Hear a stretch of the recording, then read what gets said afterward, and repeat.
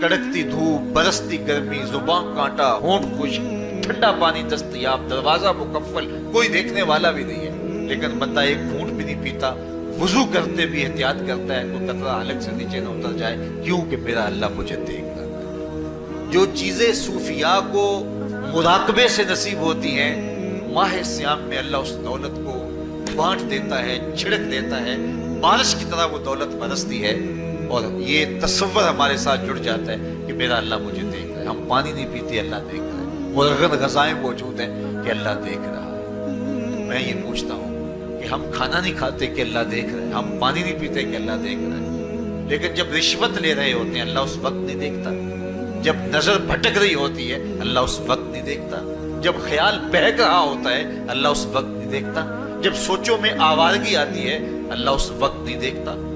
تو یہ صرف وہ کھانے اور پینے کو ہی دیکھ رہا ہے، باقی امور زندگی کو نہیں دیکھ رہا، اور وہ کیا صرف رمضان میں دیکھتا ہے، غیر رمضان میں نہیں دیکھتا؟ تو یہ جو نور اترا تھا ماہ سیام میں، اس کو اپنے اندر اگر جذب کر لیا جائے تو زندگی سنور جاتی ہے۔ جو مراقبوں سے حاصل ہوتا تھا ماہ سیام میں، وہ می کی طرح برسا، اور ہم اس کے اپنے اندر سمو لیں، جذب کر لیں، تو نتیجہ یہ ہوگا کہ ہماری زندگی نور نہ لادور ہو جائے گی۔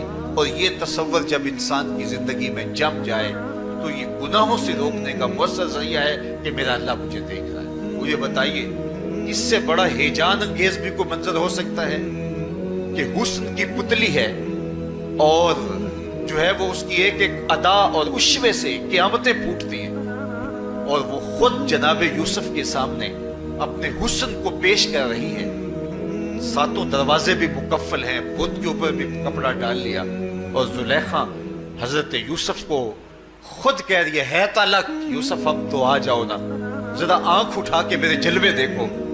لیکن جناب یوسف کیا بولتے ہیں؟ قال معاذ اللہ، میں اللہ کی پناہ میں آتا ہوں۔ کہا تو 7 دروازے بند کر کے لوگوں کی نظروں سے چھپ گئی، اور موٹا کھیس ڈال کے اپنے زوم میں اپنے جھوٹے خدا سے بھی شرم کرتی ہے اور اس سے چھپ گئی، میں اس خدا سے حیا کیوں نہ کروں جو 7ویں کوٹھڑی میں بھی دیکھ رہا ہے۔ پھر اتنی روشنیاں برسی، اتنا یقین برسا کہ گناہ کیا، گناہ کا تصور بھی محال ہو گیا۔ تو مجھے بتائیے کتنا ہیجان انگیز منظر تھا جب حسن قدموں میں بچھنے کے لیے خود بےتاب تھا، اور حضرت یوسف جوان رانا ہے، جوانی اور شباب پورے پاکپن پہ ہے، اور ادھر حسن مچل مچل کے قدموں میں بچھ رہا ہے، لیکن یہ جذبہ کہ میرا اللہ مجھے دیکھ رہا ہے ایسی رکاوٹ بنتا ہے۔ قال معاذ اللہ، کہا میں اللہ کی پناہ میں آتا ہوں۔ تو یہ یقین جب بندے کے ساتھ جڑ جاتا ہے کہ میرا اللہ مجھے دیکھ رہا ہے، تو پھر انسان کے لیے گناہ سے بچنا کوئی مشکل نہیں ہوتا۔ گھر میں فاقے ہوں، مشکل میں بندہ پھنسا ہو اور اس کو رشوت مل رہی ہو، تو پھر اپنا ہاتھ روکنا بڑا مشکل ہوتا ہے، بلکتے بچوں کا خیال آتا ہے۔ لیکن جب یہ خیال ہو کہ میرا رب میرا رازق ہے اور میرے اس عمل کو دیکھ رہا ہے، تو پھر بندہ اس کو پرے کا کی حیثیت بھی نہیں دیتا، اور جب وہ پاؤں کی ٹھوکر پہ بھی نہ رکھے تو پھر اللہ فرماتا ہے وَيَرْزُقُهُ مِنْ حَيْثُ لَا يَحْتَسِبُ، تو یہ کر کے دیکھ میں تجھے وہاں سے رزق دوں گا جہاں سے تجھے گمان بھی نہیں ہوگا۔ تو اپنے یقین کو کھڑا کر کے دیکھ، میرے اوپر اعتماد کر کے دیکھ۔ میرے حضور نے فرمایا اللہ پر توکل کرنے کا جو حق ہے اگر تم ادا کرو، وہ تمہیں ایسے رزق دے جیسے پرندوں کو عطا کرتا ہے۔ صبح گھر سے نکلتے ہیں خالی پیٹ ہوتے ہیں، ہمیں تو پتہ ہے دفتر میں جانا ہے، ہمیں تو پتہ ہے دکان پہ جانا ہے، ہمیں تو پتہ ہے فیکٹری میں جانا ہے، ہمیں تو پتہ ہے کہ ہم نے فلاں جگہ جا کے دیہڑی لگانی، لیکن ان کا کوئی کاروبار نہیں ہوتا، کوئی فیکٹری نہیں ہوتی۔ جدھر جی آیا صبح جو ہے وہ اڑان بھر دی، بند توکل پنچھی اڑتے، خرچ نہ پلے زیرہ ہو، نہ کوئی راز ہے نہ کوئی کاروبار ہے، لیکن کبھی ایسا ہوگا کہ شام کو خالی پیٹ آئے ہو، تو کہا اگر تم اللہ پہ توکل کر لو وہ بھی تمہیں ایسے رزق دے جیسے پرندوں کو رزق عطا کرتا ہے۔ پرندوں میں سے ایک پرندہ ہے ہنس، یہ سچے موتی کھاتا ہے، اور آپ پنساری کے پاس موتی لینے جائیں تو ہزاروں روپے تولے کے ماشے کے حساب سے آپ لیں، تو پھر بھی آپ سوچتے ہیں کہ پتہ نہیں یہ خالص دی ہے یا نہیں دی ہے۔ وہ اتنے نایاب اور کامیاب ہیں کہ آپ ماشوں اور تولوں میں خریدتے ہیں اور پھر بھی آپ کو شک رہتا ہے کہ یہ خالص ہیں یا کہ نہیں۔ اور ہنس کھاتا ہی وہ ہے، اور دنیا پر ایک نہیں لاکھوں کروڑوں ہنس ہیں، اور روزانہ صبح و شام کھاتے ہیں اور پیٹ بھر کے کھاتے ہیں، اور اللہ انہیں روز عطا بھی کرتا ہے۔ تو یہ मालिक वो है राज़िक है। जब उस पे तवक्कुल और उस पे यकीन पैदा हो जाता है तो फिर मुश्किल नहीं रहता, फिर आसानी पैदा हो जाती है। तो रोज़ों में अल्लाह ताला ये यकीन देता है कि वो मुझे देख रहा है। बंदा ये तयक्कुन पैदा कर देता है कि मेरा अल्लाह मुझे देख रहा है। बाज़ का छोटे बच्चे रोज़ा रख लेते हैं तो माएँ बेचैन हो जाती हैं। जब दोपहर के वक्त फूल जैसे बच्चे कमला जाते हैं तो माएँ उन्हें बंद कमरे में कोई खाना या कोई टॉफी या कोई और चीज या चॉकलेट देती है कि बेटे ये खा लो। तो वो बच्चे नहीं खा रहे होते तो माएँ कहती है पुत्र खा लो, कोई नहीं देख रहा। तो वो बच्चे भी कहते हैं अल्लाह देख रहा है। तो वो जो सूफिया को मुराकबों से मिलता है वो एक बच्चे को भी नसीब हो रहा है कि मेरा अल्लाह मुझे देगा। यहाँ एक और भी तसल्ली है, हम 1000 गुनाहगार सही, हम 1000 स्याहकार सही, लेकिन हमारा रब पे कितना यकीन है। रमजान में पता चलता है कि उस जात पे हमारा कितना तयक्कुन है, कितना यकीन है, जिसको देखा नहीं, छुआ नहीं, बात नहीं हुई, जो तसव्वुर ख्याल की हुदूद से बना है।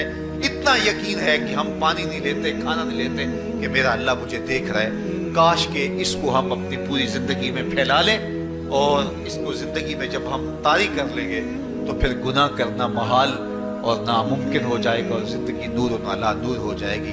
और यही तकवे का हुसूल है।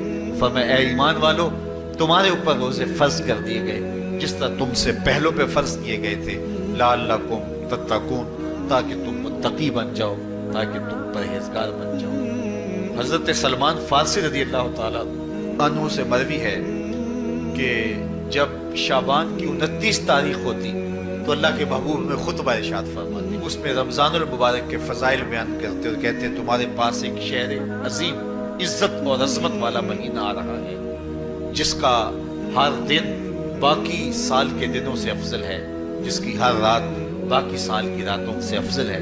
और उसमें एक रात ऐसी है लैलतुल क़द्र जो 1000 महीने से बेहतर। तो ये अल्लाह ताला की रहमतों का रूप है। रहमतों के दरवाजे खोल दिए जाते हैं और रोज़ादार का रोज़ा बिलखुसूस असर के वक्त, शाम के वक्त, पिछले पहर, रोज़ादार के खाली मिदे से जो एक बू उठती है, महक उठती है, अल्लाह को कस्तूरी से भी ज्यादा महबूब होती है। अल्लाह अकबर। और फरमाया लिस्साइम फरहतान, फरहतुन इंदा फित्रही व फरहतुन इंदा लिकाए रब्बे। रोजादार के लिए 2 खुशियां हैं। एक खुशी उसे तब मिलती है जब वो रोजा खोलता है सारे दिन की भूख और प्यास काट के, जब शाम को ठंडा और मीठा मशरूब उसे मिलता है और वो मशरूब अपने जो है वो मुंह में डालता है, वो बेटे की तरफ उतरता है तो उसकी जुबान बोले ना बोले उसका एक एक अंग अल्लाह की तस्बीह बोल रहा होता है और अल्लाह का शुक्र अदा कर रहा होता है। उस वक्त उसे एक अजीब फरहत होती है कि इतना तवील लंबा रोजा था, शुक्र है कि मेरा रोजा तकमील को पहुंचा। एक रूहानी मुसर्रत, फिर रोजा खुलने के वक्त उसको बदनी मुसर्रत। तो एक फरमाया उसको फरहत तब मिलती है जब वो रोजा खोलता है, वह फरहतुन इंदा लिकाए रब्बे। और दूसरी फरहत उसे तब मिलेगी जब रोजे के सिले में अल्लाह अपने रुख से पर्दा हटा देगा और अल्लाह अपना दीदार अता फरमाएगा। तो ये रोजेदार के लिए खुशियां हैं। खुश नसीब हैं वो लोग जो माह सियाम के रोजे पूरे खुशबू खुशू के साथ रखते हैं और इसकी बरकतों से माला माल होते हैं। वरना बाज लोग मैंने ऐसे भी देखे हैं वो छोटी छोटी बीमारियों का बहाना बना के रोजा तर्क कर देते हैं और उन्हें हौसला ही नहीं पड़ता रोजा रखने का, क्योंकि असौमो निस्फ़ु सब्र, रोजा आधा सब्र है।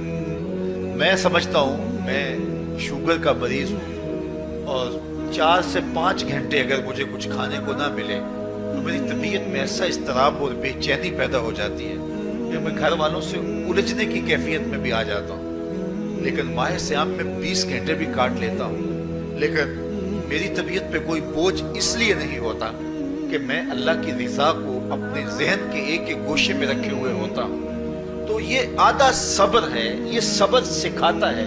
और फिर रोजे से जब हम भूख काटते हैं तो गुरबा मसाकीन, वो लोग जो बेचारे भूख और प्यास काट के जिंदगी गुजारते हैं, उनका भी हमें ख्याल आता है कि हमें तो अपने इख्तियार से चंद लम्हों के लिए भूख काटनी पड़ी तो इसकी कुल्फत और इसकी अजियत इतनी है।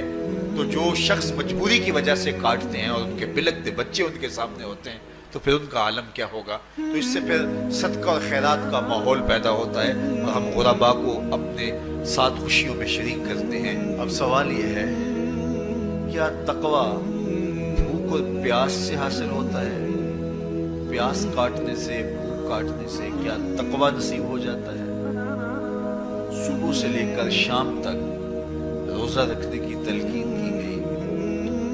یہاں ناروے میں اور مختلف ممالک کے اندر 20-20 گھنٹے کا روزہ ہے، اور ہمارے بھی یہاں 16-17 گھنٹے مسلسل شدت کی گرمی میں بھوک اور پیاس کاٹنا ہوتی ہے.